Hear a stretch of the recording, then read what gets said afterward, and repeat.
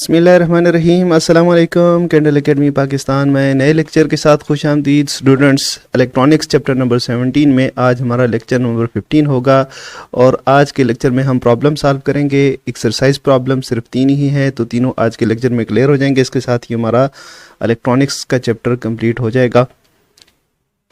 Summary और review का lecture इस चैप्टर का हमने छोड़ दिया है, स्किप कर दिया है। अगर आप लोगों को चाहिए हो तो कमेंट बॉक्स में लिख दें, हम उसकी भी रिकॉर्डिंग करके अपलोड कर देंगे। ये सेकंड ईयर की फिजिक्स है, फेडरल और केपीके को कोर्स हम फॉलो करते हैं। तो चलते हैं प्रॉब्लम नंबर 17.1 की तरफ।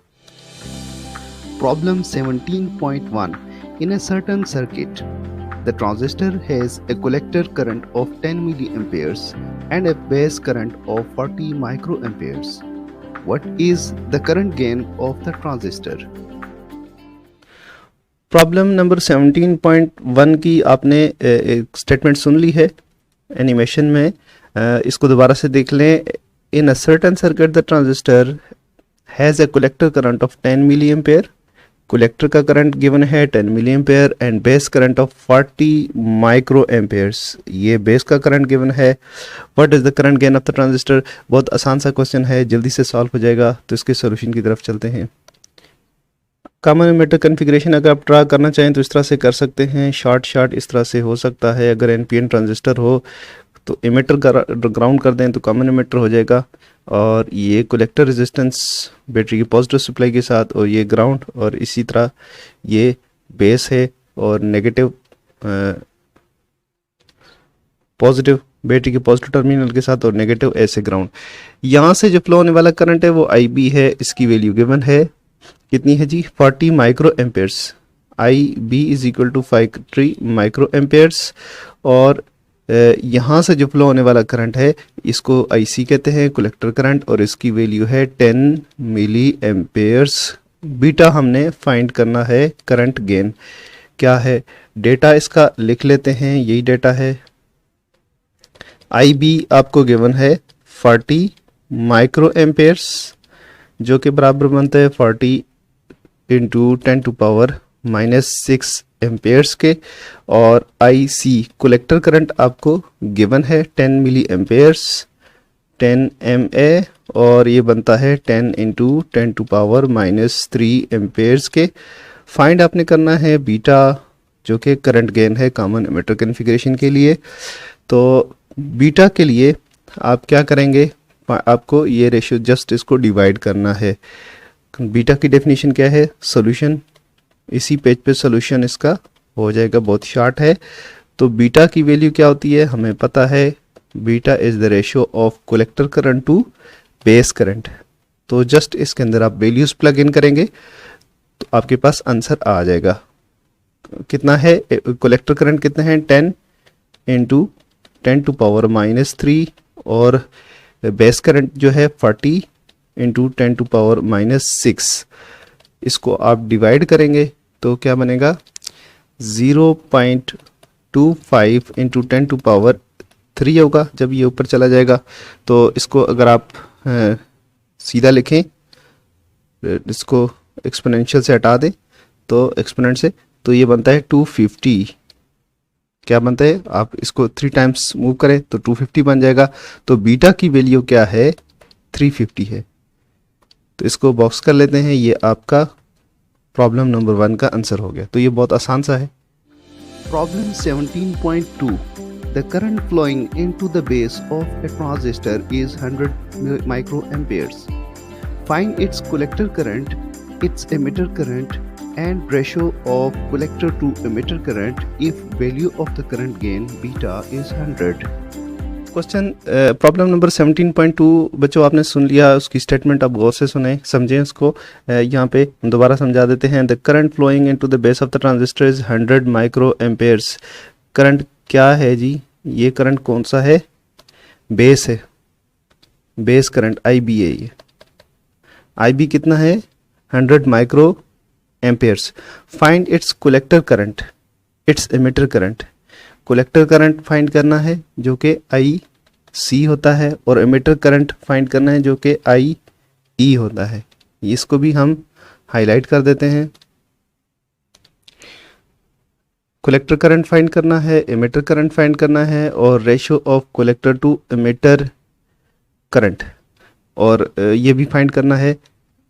करंट गेन जो है 100 है, बीटा की वैल्यू गिवन है, ये 100 मौजूद है आपके पास। तो क्या होता है जी, एमिटर करंट को हम लिखते हैं, ये है collector current, I find collector current, और ये emitter current I E ratio of the collector to emitter current, ये फाइंड करना है जिसको हम अल्फा भी कहते हैं। और करंट गेन बीटा जो है, बीटा आपको गिवन है 100। जल्दी से इसका डाटा लिख लेते हैं, लेकिन उससे पहले रफ सी एक डायग्राम ड्रा कर लेते हैं। इस प्रॉब्लम में एग्जाम में आ जाए तो डायग्राम ड्रा करने की ज़रूरत नहीं है, बहुत सिंपल है, डायरेक्ट सॉल्व हो सकता है, टाइम वेस्ट नहीं करना। लेकिन आपको समझाने के लिए हम ड्रा कर रहे हैं कि कौन सा करंट किधर जा रहा है, आपका कंसेप्ट अच्छे से क्लियर हो जाए। ये कलेक्टर है, कॉमन एमिटर कन्फिग्रेशन है, ठीक है। करंट जा रहा है यहाँ पे आई सी, यहाँ से करंट जो जा रहा है आई बी। शायद लास्ट डायग्राम में हमने करंट की डायरेक्शन यू मार्क की थी, लेकिन ऐसे नहीं है, ऐसे है। तो इसी तरह ये करंट इधर आ गया और एमिटर करंट की डायरेक्शन कुछ यूं है, ये सप्लाई के साथ ग्राउंड, और ये इस तरह से। तो आपको जो गिवन है base current I be given है, आई बी है 100 माइक्रो एम्पेयर्स, 100 माइक्रो एम्पेयर्स जो क्या होता है 100 इंटू 10⁻⁻6 एम्पेयर्स के बराबर, ठीक है जी। फाइंड कलेक्टर करंट आई सी हमने फाइंड करना है, आई सी फाइंड करना है, एमिटर करंट फाइंड करना है आई ई, और एल्फा यानी ये alpha equal to I C collector to emitter ratio, जो आई सी अपॉन आई ई, ये हमने फाइंड करना है।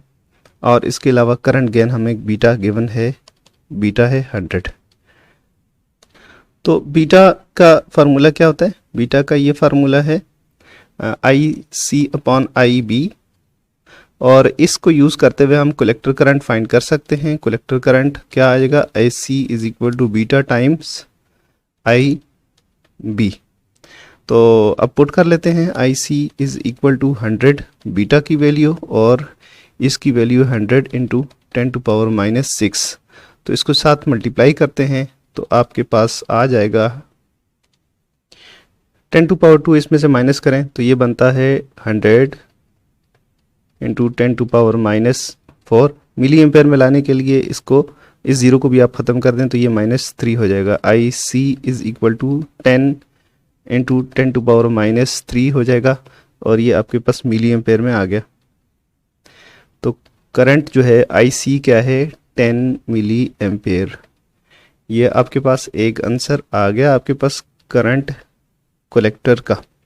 अब हम दोनों करंट आपके पास मौजूद हैं, आई बी और आई सी। तो आई ई फाइंड करना मुश्किल नहीं है, हम आई ई के लिए देख सकते हैं, ये फार्मूला होगा आई ई किसके बराबर होता है, आई ई बराबर होता है आई बी प्लस आई सी के। इसके लिए आप ये डायग्राम देख लें, ठीक है। ये करंट जो है यहाँ से जो फ्लो हो रहा है करंट, वो आई ई है, कुछ पार्ट इसका इधर चला जा रहा है। ये डायग्राम जो है ऐसे है, आई ई करंट इस तरफ जा रहा है, और इसका आई बी करंट इस तरफ फ्लो हो रहा है, और आई सी इस तरफ फ्लो हो रहा है। तो ये करंट टोटल है, इसमें से कुछ पार्ट इधर निकल जाता है, कुछ इधर निकल जाता है। तो current to according to Kirchhoff's current law KCL, तो जितना करंट एंटर हो रहा है नोड पे इतना ही लीव हो रहा है। तो क्या वो होगा, I E is equal to I B plus I C. तो इन दोनों करंट्स को अभी आप ऐड करेंगे तो आपके पास आ जाएगा टोटल एमिटर का करंट। आई बी कितना है आपके पास, आई बी है 100 इंटू 10⁻⁻6 है, प्लस ये कितना है, ये आपके पास आ गया 10 इंटू 10⁻⁻3। अब आपने इनको ऐड करना है, ये 10⁻⁻6 है, 10⁻⁻3 है, इनको इस तरह डायरेक्टली ऐड नहीं कर सकते। इसको भी आप मिली एम्पेयर में लिखें, या इसको भी माइक्रो में कर दें, या इसको मिली में कर दें। तो इसको हम मिली में कर देते हैं, इसको मिली में करने के लिए हमें क्या करना पड़ेगा, I E is equal to point यहाँ पे, तो इसको यहाँ मूव करते जाएं, इस तरफ करें, यहाँ पे करें, तो 3 दफ़ा करेंगे तो ये 3 यहाँ पे प्लस करना पड़ेगा, तो ये -3 हो जाएगा, यानी 0.1 इंटू 10⁻³ मिली एम्पेयर हो गया, और प्लस 10 इंटू 10⁻³ अब आपके पास ये दोनों मिली एम्पेयर में आ गए। ठीक है जी, अब इसको आप इजीली ऐड कर सकते हैं। 10⁻³ को आप कॉमन ले लें, I E is equal to 10⁻³ common ले लिया, 0.1 प्लस 10, तो ये क्या हो जाएगा, आई ई इज इक्वल टू 10⁻³ अंदर हो जाएगा 10.1, और इसको आप लिखेंगे इस तरह से, I E is equal to 10.1 into 10⁻³ या फिर आप इसको मिली में लिख दें, I E is equal to 10.1 milli amperes. तो ये आपके पास दूसरा आंसर आ गया, एमिटर करंट आपके पास मौजूद है। तीसरी चीज़ जो आपने फाइंड करनी है स्टूडेंट्स, वो है अल्फ़ा की वैल्यू, जो कि होती है ratio of collector to emitter current, और इसमें हम पुट कर देंगे कलेक्टर करंट है 10 इंटू 10⁻³ और एमिटर करंट कितना है 10.1 इंटू 10⁻³ ये दोनों कैंसिल हो जाएंगे, और 10 डिवाइडेड बाई 10.1 अगर आप करेंगे तो इसका आंसर आता है 0.99। तो अल्फ़ा की वैल्यू या ratio of current to emitter current to collector to emitter current is 0.99, और ये हमारा तीसरा आंसर हो गया।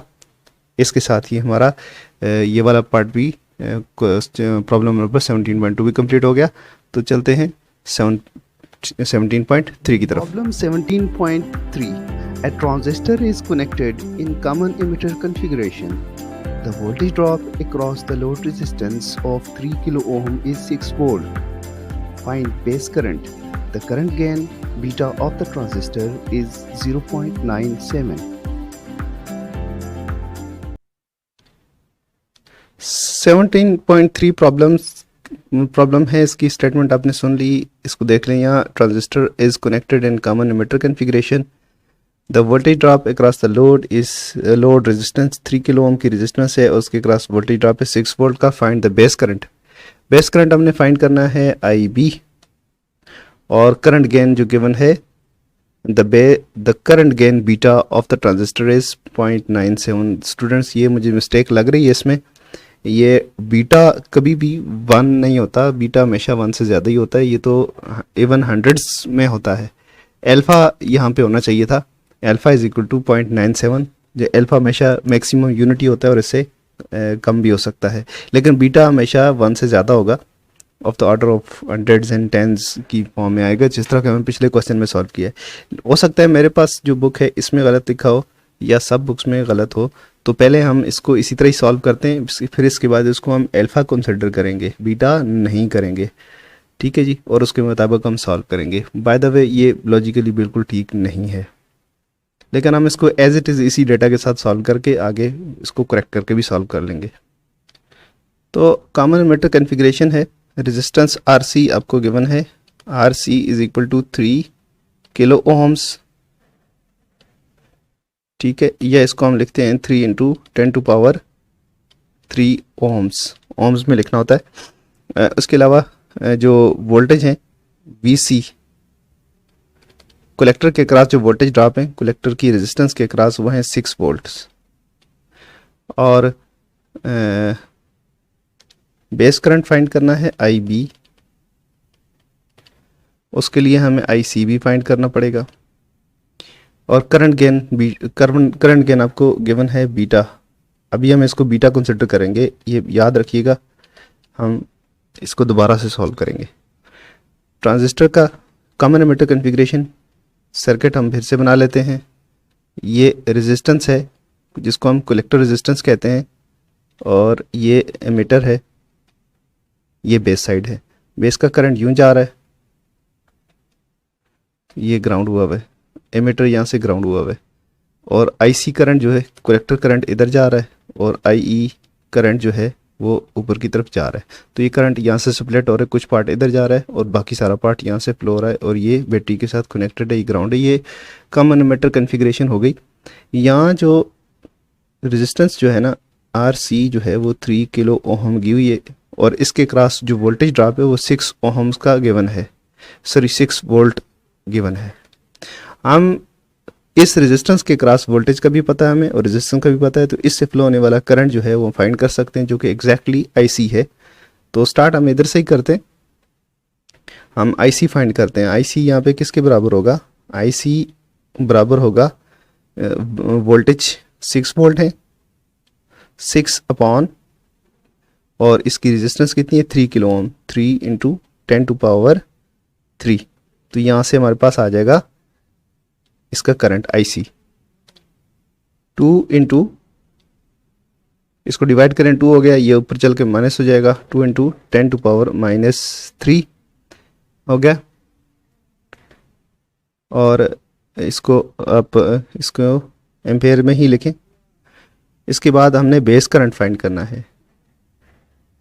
बेस करंट कैसे फाइंड करेंगे, आई बी किसके बराबर होता है, आई सी इज इक्वल टू, या हम बीटा की डेफिनेशन लिखते हैं ना, बीटा किसके बराबर होगा, beta is equal to I C upon I B. और यहां से हमें बेस करंट फाइंड करना है, तो आई बी किसके बराबर हो जाएगा, आई सी अपॉन बीटा। ठीक है जी, हम बीटा पे डिवाइड करेंगे आईसी को, तो इससे हमें बेस करंट मिल जाएगा। तो आईसी क्या है, आईसी की वैल्यू यहां पे डाल देते हैं, 2 इंटू 10⁻³ और यहाँ बीटा की वैल्यू हमारे पास है ये 0.97, और इसके ऊपर आप डिवाइड करेंगे तो ये बनता है 2.06 10⁻³ 2.06 इंटू 10⁻³ एम्पियर्स। स्टूडेंट्स, यहाँ से आपको नज़र आ रहा है कि कलेक्टर करंट कम है और बेस करंट ज़्यादा है। ऐसा नहीं होता, common emitter configuration current amplifier है, मीडियम रेंज का करंट एम्पलीफायर है, तो इसमें हमेशा बेस करंट कम होगा, कलेक्टर करंट ज़्यादा होगा। तो लिहाजा हम अपनी जो है दोबारा से इसको चेंज करेंगे, डेटा को, बीटा को हम अल्फा करेंगे और इससे हम बीटा फाइंड करेंगे और फिर सॉल्व करेंगे, एक्चुअल आंसर वो होगा। बट अगर आपकी बुक में ये आंसर लिखा हुआ है तो हम क्या कर सकते हैं, हमारे पास कोई इलाज नहीं है। हम यहाँ पे करेक्शन इसकी कर लेते हैं। करेक्शन इस तरह के, यहाँ से आपको बीटा पुट करना होगा, ये इसको अल्फ़ा हम कंसिडर करेंगे तो बीटा पुट करना है एक्चुअली यहाँ पे क्या, तो अल्फ़ा की वैल्यू इसको सपोज करेंगे कि ये अल्फ़ा है 0.97, तो हम बीटा फाइंड करेंगे इसी की मदद से। तो इसका फार्मूला है अल्फ़ा अपॉन 1 माइनस अल्फ़ा, तो वैल्यूज़ डाल दें, बीटा आ जाएगा 0.97 डिवाइडेड बाई 1 माइनस 0.97। इसको आप सॉल्व करेंगे तो ये बीटा की वैल्यू हमारे पास इस तरह से डिवाइड करने से आती है 32.33 आती है। तो अब हमने ये बीटा यहाँ पुट करना है। अब ये बीटा उठा के इसमें प्लग इन कर दें आप, तो आई बी आपके पास क्या हो जाएगा, I B is equal to 2 into 10⁻³ divided by 32.33। तो इसका आंसर क्या होगा, इसको सॉल्व कर लेते हैं। तो इसका आंसर बनता है 0.061 इंटू 10⁻³ और ये आराम से माइक्रो एम्पेयर में आप इसको लिख सकते हैं। तो इसको करते हैं ज़रा चेंज, नेक्स्ट पे यूज़ करना ही पड़ेगा। तो ये बन जाएगा, इसको आप पॉइंट को इस तरफ मूव करें 1 2 3, तो 10⁻³ में -3 और ऐड हो जाएगा, तो ये हो जाएगा 61 इंटू 10⁻⁻6। ये कौन सा करंट है, आई बी, और आई बी को माइक्रो एम्पेयर में लिख सकते हैं 61 माइक्रो एम्पेयर्स, ये करंट है। और ये बहुत ही लॉजिकल बात है, माइक्रो एम्पेयर में करंट आप अप्लाई कर रहे हैं बेस के ऊपर और आपको कलेक्टर करंट मिली एम्पेयर में मिल रहा है, ये समझने वाली बात है, लेकिन इससे पहले वाली बात समझ में नहीं आती। ठीक है जी, तो देख लें आप अपनी अपनी बुक्स में। इसके साथ ही हमारा आज का लेक्चर ख़त्म हुआ। इजाज़त दीजिए, नेक्स्ट लेक्चर के साथ, नेक्स्ट चैप्टर के साथ फिर हाज़िर होंगे। इजाज़त दीजिए, अल्लाह हाफ़िज़।